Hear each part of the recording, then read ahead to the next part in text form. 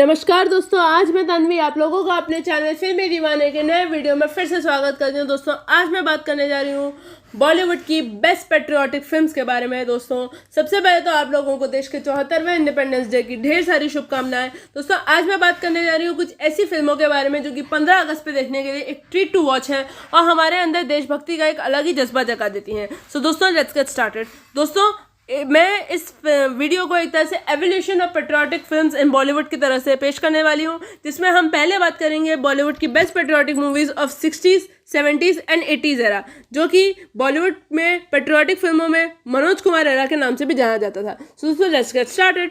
दोस्तों इसमें जो पहली मूवी आती है उसका नाम है हकीकत। दोस्तों ये फिल्म धर्मेंद्र और प्रिया राजवंश की फिल्म थी जो कि 1964 में रिलीज हुई थी और इसकी जो कहानी है वो है कैप्टन बहादुर सिंह और अगोमो की, जो कि चाइनीज़ के against Indo China war of 1962 में लड़ते हैं और फिर किस तरह से किन कठिनाइयों का सामना करते हुए इंडिया ने चाइना के खिलाफ ये वॉर लड़ा था। इसी की है कहानी हकीकत की। दोस्तों अगर इस फिल्म में कुछ यादगार था तो वो एक गाना था कैफी आजमी साहब का लिखा हुआ, जो कि था कर चले हम फिदा जान वतन साथियों, अब तुम्हारे हवाले वतन साथियों।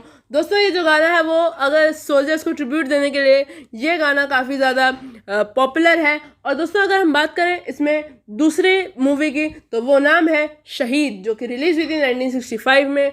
और अगर दोस्तों बात करें बॉलीवुड में बायोपिक्स की तो फिर बायोपिक्स का ट्रेंड जिनकी बायोपिक्स से बॉलीवुड में चलना शुरू हुआ था वो थे भगत सिंह जी। भगत सिंह की बायोपिक्स बॉलीवुड में सबसे ज़्यादा बनी है और ऐसी ही एक फिल्म थी सन 1965 की शहीद, जिसको बनाया था एस राम शर्मा ने और इसके लीड एक्टर थे भारत कुमार यानी कि मनोज कुमार, जो कि पेट्रियाटिक फिल्मों के पोस्टर बॉय कहे जाते थे। और इनकी ये जो फिल्म थी वो किसी में भी देशभक्ति की भावना जगा सकते हैं और अगर आज भी इस फिल्म को कोई इंडिपेंडेंस डे पे देखे तो एक तरह से अपने आप को ही फ्रीडम स्ट्रगल का एक हिस्सा समझेगा और एक तरह से उसका भी मन करेगा कि हम भी इस आज़ादी की लड़ाई में अंग्रेज़ों को देश से निकाल फेंकें। ऐसा जोश जगाती है फिल्म शहीद हमारे अंदर। दोस्तों अगर हम बात करें तीसरी मूवी की तो तीसरी फिल्म है उसका नाम है उपकार, जो कि रिलीज हुई थी सन 1967 में। इसको डायरेक्ट प्रोड्यूस और इसमें लीड रोल किया था मनोज कुमार जी ने, जिसमें इनके कैरेक्टर का नाम भारत था और इस फिल्म से उन्होंने इतना अच्छा इम्पैक्ट क्रिएट किया कि सब उनको भारत कुमार के नाम से जानने लग गए। दोस्तों इस फिल्म में हमारे देश के सबसे मजबूत पिलर यानी कि फार्मर्स और सोल्जर्स के बारे में बहुत अच्छी तरीके से बताया गया है। और दोस्तों अगर हम बात करें पेट्रियाटिक गानों की तो फिर ए मेरे वतन के लोगों और कर चले हम फिदा के बाद अगर कोई बहुत ही अच्छा पेट्रियाटिक गाना इंडिपेंडेंस डे के सेलिब्रेशन में शामिल होता है तो वो है मेरे देश की धरती सोना उगले उगले हीरे मोती, जो कि इस मास्टरपीस फिल्म उपकार का ही गाना था। So Upkar makes into the list as the best movies to watch on Independence Day. दोस्तों अगर हम बात करें नंबर 4 की फिल्म के बारे में तो वो है पूरब और पश्चिम। दोस्तों वैसे तो ये फिल्म किसी वॉर पे बेस्ड नहीं थी, भले ही एक लव स्टोरी थी, लेकिन एक लव स्टोरी किस तरह से पेट्रियाटिज्म का एक अच्छा मैसेज देती है वो बताती है हमको फिल्म पूरब और पश्चिम। पूरब और पश्चिम कहानी है एक भारत की जो कि एक एनआरआई लड़की से प्यार में पड़ जाता है और किस तरह से फिर भारत नाम का ये व्यक्ति अपनी एनआरआई वाइफ को एक तरह से वो करता है, इन्फ्लुएंस करता है और इंडिया के प्रति, इंडियन कल्चर के प्रति जो उसकी वाइफ की नेगेटिव सोच होती है उसको वो एक तरह से चेंज करता है और फिर किस तरह से लड़की को एहसास होता है अपनी संस्कृति और सभ्यता का मान रखना। दोस्तों ये फिल्म एक बहुत ही अच्छी प्रेम कहानी है और साथ ही साथ पेट्रियाटिज्म का मैसेज भी बहुत अच्छी तरीके से देती है। और इस फिल्म की लेगेसी ऐसी है कि इसी फिल्म को रीमेक करके बनाया था सन 2007 में नमस्ते लंदन के नाम से। और नमस्ते London is also a very great movie which tells a very great love story in the message of patriotism. दोस्तों अगर हम बात करें नंबर 5 की फिल्म की तो इस फिल्म का नाम है क्रांति, जो कि रिलीज हुई थी सन 1981 में। ये जो कहानी है वो बताती है एक आदमी की जिसके ऊपर अपने ही मास्टर के खून करने का इल्ज़ाम होता है और फिर बाद में जेल से भाग के वो किस तरह से फ्रीडम स्ट्रगल को ज्वाइन करता है और फ्रीडम फाइटर्स के साथ लड़ता है, वो बताती है हमको फिल्म क्रांति। इस फिल्म को 40 साल हो चुके हैं, लेकिन फिर भी ये फिल्म अगर आज को इंडिपेंडेंस डे पे देखे तो वो अपने आप को फील करेगा कि हम भी इस फिल्म का एक हिस्सा है और अंग्रेज़ों के खिलाफ लड़ने का उसमें भी एक जज्बा जाग जाएगा। ऐसा इम्पैक्ट डालती है फिल्म क्रांति।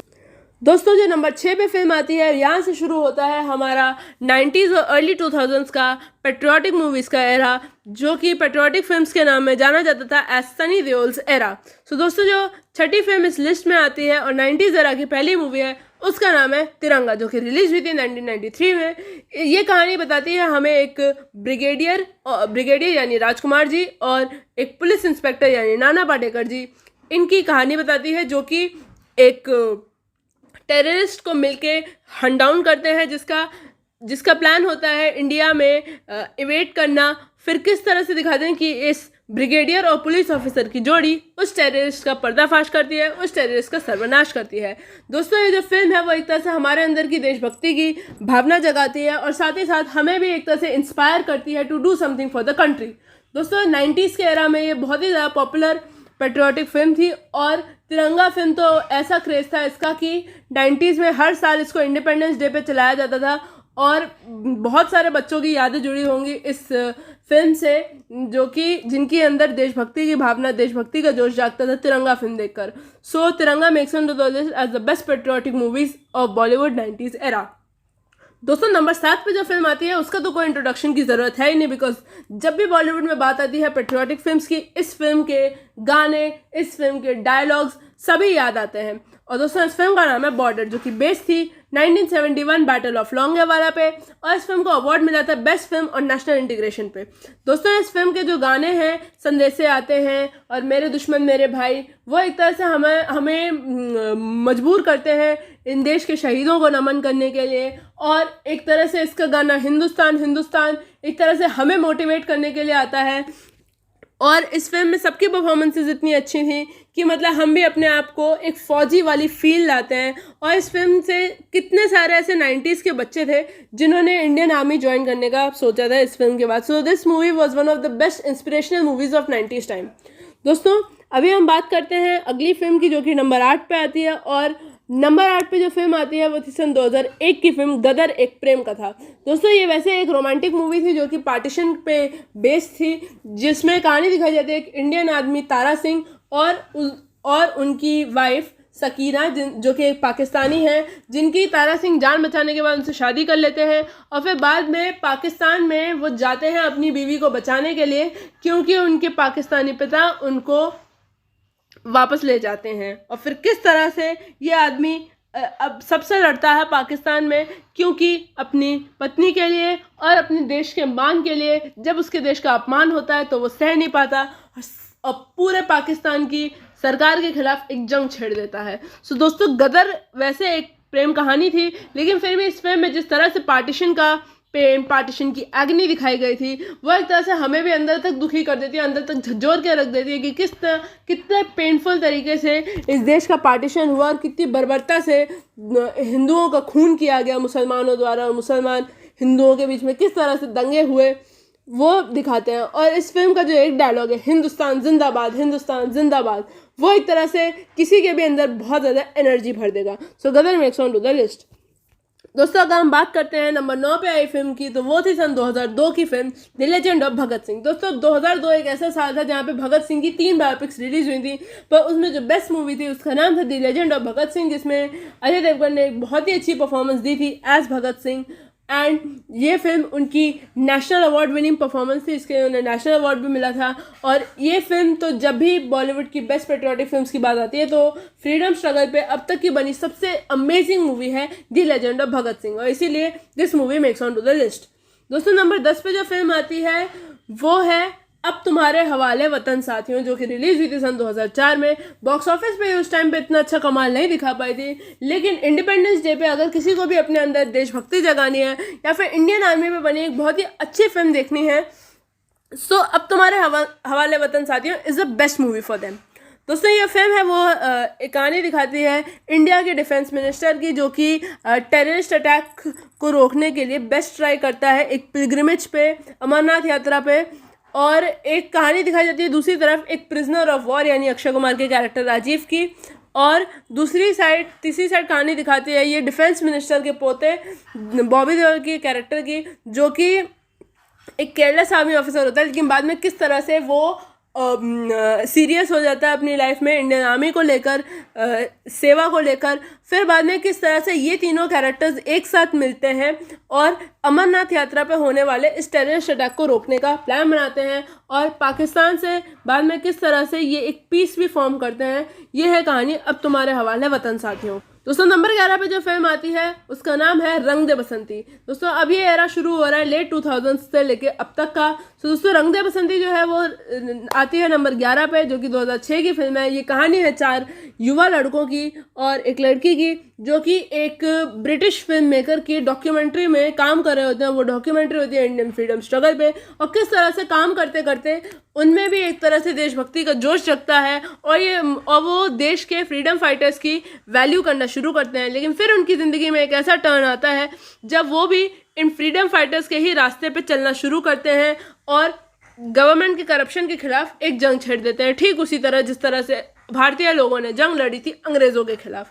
ये फिल्म एक तरह से फ्रीडम स्ट्रगल को, फ्रीडम की हिस्ट्री को बहुत ही अच्छी तरीके से डिपिक्ट करती है और साथ में हमें भी मोटिवेट करती है कि अगर हमें इन फ्रीडम फाइटर्स को अच्छा ट्रिब्यूट देना है तो आजकल जो देश में बुराइयां चल रही हैं, इन बुराइयों के खिलाफ हम अपनी आवाज़ उठाएं और देश के लिए कुछ अच्छा करें। यही होगा इन फ्रीडम फाइटर्स को एक परफेक्ट ट्रिब्यूट। दोस्तों Rang De Basanti makes on to the list. दोस्तों अब हम एंटर करते हैं current era of patriotic film यानी अक्षय कुमार एरा। और दोस्तों ये जो फिल्म सबसे पहले इसमें हम आते हैं उस फिल्म का नाम है हॉलीडे। दोस्तों इस फिल्म के डायलॉग्स ही हैं काफ़ी हद तक, जो कि इस फिल्म की पूरी कहानी और इसके पीछे छुपी भावनाओं को व्यक्त करते हैं। ये कहानी है एक ऐसे आर्मी सोल्जर की जो कि मुंबई में होने वाले स्लीपर सेल्स को कर्ब करने की कोशिश करता है, और इसके जितने भी डायलॉग्स हैं वो एक तरह से हमें वैल्यू कराते हैं हमारे आर्मी ऑफिसर्स की, किस तरह से वो सेल्फलेसली इस देश के लिए काम करते हैं और अपनी जान की भी परवाह नहीं करते। वो हमें फिल्म हॉलीडे बताती है अपने बहुत सारे मोटिवेशनल डायलॉग्स की वजह से। सो दोस्तों holiday is a very very amazing movie two watch on Independence Day. दोस्तों अगर हम बात कर रहे हैं 13वीं फिल्म की, तो उसका नाम है बेबी। और ये जो फिल्म है वो डेडिकेटेड है सारे रॉ एजेंट्स के लिए, जो कि अपनी लाइफ आर्मी के लिए यानी देश के लिए पूरा डेडिकेट कर देते हैं, पर उनके नाम ज़्यादा कोई जानता नहीं होता। और किस तरह से ये जो पागल अड़ियल से ऑफिसर्स होते हैं जिनके दिमाग में सिर्फ देश और देशभक्ति घूमती है, किस तरह से वो देश के लिए सेल्फलेसली काम करते हैं और देश के लिए मरना नहीं चाहते बल्कि जीना चाहते हैं, ताकि वो आखिरी सांस तक अपने देश की सेवा करते रहें। और ये फिल्म के स्क्रीन प्ले और डायलॉग्स ऐसे हैं जो किसी भी सोई हुई आत्मा में देशभक्ति की भावना जगा दे। सो ऐसी थी फिल्म बेबी। दोस्तों 14 नंबर पे जो फिल्म आती है उसका नाम है केसरी। दोस्तों ये फिल्म बेस्ड है ब्रेवेस्ट बैटल फॉट एवर के ऊपर, जो कि था बैटल ऑफ सारागढ़ी में, जिसमें हमको दिखाया गया है 21 soldiers of Sikh regiment of British Indian army की बहादुरी के बारे में, जिन्होंने 10,000 अफगानों के खिलाफ एक जंग छेड़ी थी। और भले ही वो सारे के सारे जवान 21 जवान शहीद हो गए थे, लेकिन फिर भी उन्होंने अपना फ़र्ज़ पूरा निभाया और अपने किला यानी सारागढ़ी का किला, जो कि उनकी मातृभूमि पर स्थित था, उस पर हल्की सी भी आंच नहीं आने दी। सो दोस्तों केसरी फिल्म एक तरह से हमें इमोशनल भी करती है और इतिहास के एक ऐसे किस्से के बारे में बताती है जिसके बारे में हमारी किताबों में भी नहीं बताया जाता। इस फिल्म का गाना तेरी मिट्टी किसी को भी इमोशनल कर सकता है और एक तरह से याद दिला सकता है कि कितनी टफ लाइफ होती है हमारे सोल्जर्स के लिए और कितना सेल्फलेसली वो काम करते हैं इस देश के लिए। सो दोस्तों last but not the list, जो लास्ट मूवी इस पे आती है उसका नाम है शेरशाह, जो कि रिलीज हुई थी 3 दिन पहले ये अमेजोन प्राइम पे। ये जो कहानी है वो फिल्म है विक्रम बत्रा जी की, जिन्होंने कारगिल में लड़ाई की थी। और ये जो फिल्म है वो एक परफेक्ट ट्रिब्यूट है हमारे कारगिल हीरोज़ को, और हमारे अंदर किसी देशभक्ति जगाने का जज्बा हमारे अंदर जगा सकती है। और दोस्तों ये जो है वो फिल्म ये हमारी करंट जनरेशन के लिए, आजकल के बच्चों के लिए एक परफेक्ट एग्जाम्पल है, एक परफेक्ट मोटिवेशन है हमारे बच्चों के अंदर कि वो क्या देश के लिए कर सकते हैं और वो किस तरह से देश में अपना योगदान दे सकते हैं। इस फिल्म का इम्पैक्ट इतना होगा कि बच्चे जो हैं वो आर्मी में जाने के लिए मोटिवेट होंगे। और बस दोस्तों हम यही उम्मीद करते हैं कि ऐसी फिल्में जो हैं वो इतना अच्छा काम करें कि देश के युवाओं को इससे एक बहुत ही अच्छी प्रेरणा मिले। सो दोस्तों this was my list of 15 best patriotic movies of Bollywood. दोस्तों happy Independence Day to all of you. दोस्तों अगर आपको वीडियो पसंद है